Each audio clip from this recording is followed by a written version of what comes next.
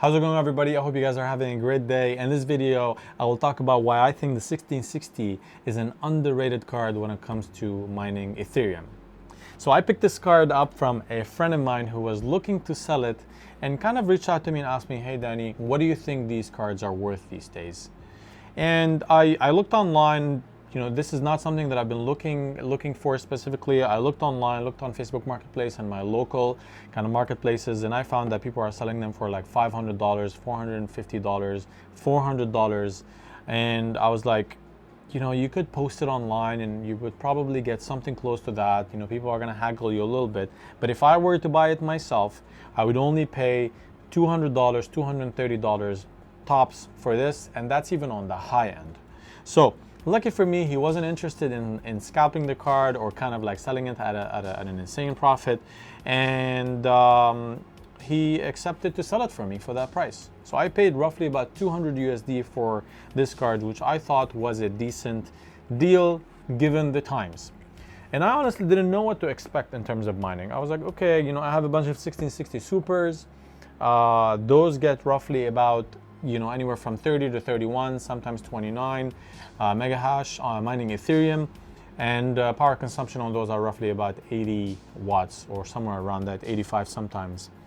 So I picked this up, plugged it in, put it in Hive OS, and I managed to get 24 mega hash on it, and I was like, that's quite impressive. This is after the overclocks and undervolts. But as I was doing some digging around and researching on the forums, I found out that some people, depending on the the model that they got and the type of memory that they have, there's Micron, there's Samsung, there's Hynix. Some of them were able to get all the way up to 27 mega hash on the 1660s, which is crazy. If you consider the price to performance or price to mining hash rate for the power, in my opinion, this is an excellent ratio.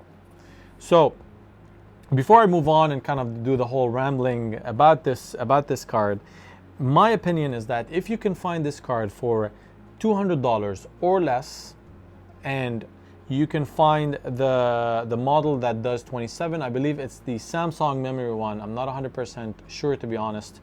I'll put it down in the description. I'll go back and kind of like do some digging around, put it down in the description, and confirm which one people have kind of said, yes, I have the Samsung memory one, so this is the mega hash that I'm getting, and it's 27 or 26 and whatever.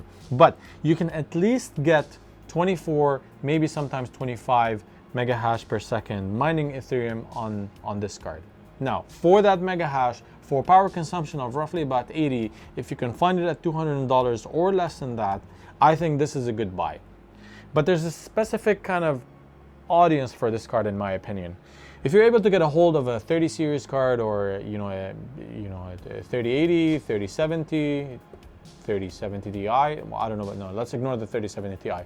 3070 non-LHR, 3080, 3060 Ti. Even if you get your hand on any of the 2060 supers, 2070 supers, 2080 supers, all of those are good purchases for mining Ethereum. And also, if you can get a hold of a 1660 super, that's also a better buy.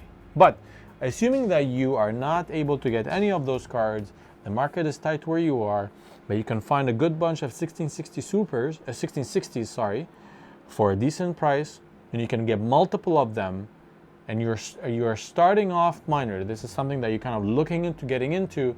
I think these are good purchases. There's multiple reasons why I say that. First of all, the barrier to entry is a little bit on the low end. These are not too popular. Miners are not picking this up, right, left, and center. And gamers are not, crazy interested in this. However, there is still a supply shortage out there in the market, and they are still tough to find. Second of all, the mining to performance ratio is pretty good. For the power consumption, for the price, for the mega hash, they're actually decent. And I do believe that these will have a good resale value. These are decent budget cards. You're able to do schoolwork on them, do basic editing, also do basic gaming. So if in the future you decide to sell this card, I don't think you so in the future if you decide to sell this card, I don't think you're going to be losing a whole lot of money percent wise on these cards. So there's that element over there. What is the percentage of decline in value over time? The cheaper the card is, and the better price that you're getting it at, the less percent decrease in value that is gonna that's gonna happen over time. One of the things that initially caught my interest as well with this card, and this was from a couple of months ago, and I ignored it after that, was Red Panda Mining. He put out a video a couple of months ago about his 1660 rig, 6x1660, bought for MSRP, roughly around that the MSRP range, and I think it cost him in total about $2,500.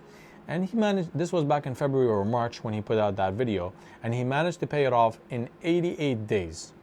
Obviously, profitability since then decreased significantly, and there's EAP 1559 coming up, so those numbers are far off from what we are getting right now. I believe in terms of profitability, we're at probably 50% in terms of mining Ethereum, so you got to keep that in mind. Still, I believe there is a possibility, depending on how you structure things, and you can deploy this to other coins as well, other algorithms, that these can pay themselves off within anywhere from 4 to 8 months at this point of time, like as of today. Things are changing fairly quickly. So if you're getting into mining, those numbers, paybacks of less than a year, were great numbers almost a year ago, or almost like 8 months ago, before this whole bull run. So just putting things in perspective, where mining was and where we are right now. What Red Panda Mining achieved, paying things off in 88 days, is beyond remarkable, and something that wasn't the case even all the way to November of 2020. So I'm not going to ramble on any further. I think you guys got the kind of the gist of this video. Do I think these are a good purchase for the right price? I do believe they're a good purchase. And if you're a miner that's kind of like starting off on your mining journey, you want to put together a rig of 3 to 6 of them, I think they are a decent purchase. But if you can get a hold of 1660 Supers or anything above that, then go for that. That would be a better purchase in my opinion. Let me know what you think in the comments. This is my personal opinion. I could be wrong. I'm always happy to have like a healthy debate of, is this, am I on the right track, or, do you have a different opinion? Let's kind of have a, debate about that, and whether any of you have been able to find these 1660s, at what price, and whether you've paid them off or not. This is my only one. I don't think I'm going to be actively pursuing any more than this one, unless someone tells me, hey, I'm selling it for cheap, do you want it, sort of thing, then I might get it. Okay, as always, I appreciate you watching all of my videos. Thank you very much. We're now beyond 1,000 subscribers, which is something that I didn't even imagine that would happen. I should probably do like a 1,000 subscriber video. I'll think of an idea for that. I appreciate everything that you guys do, watching my videos and sharing them, and putting that your thoughts in the comments. Let me know what you think about this one, and the next video is going to be exciting. I'm going to be doing some comparison about between the 3070 and 3060 Ti and 1660 Super, and which one is, in my opinion, is a better card to purchase right now, or to mine on right now, if you manage to find one. All right, have a great day. I'll see you in the next video. Take care of yourself.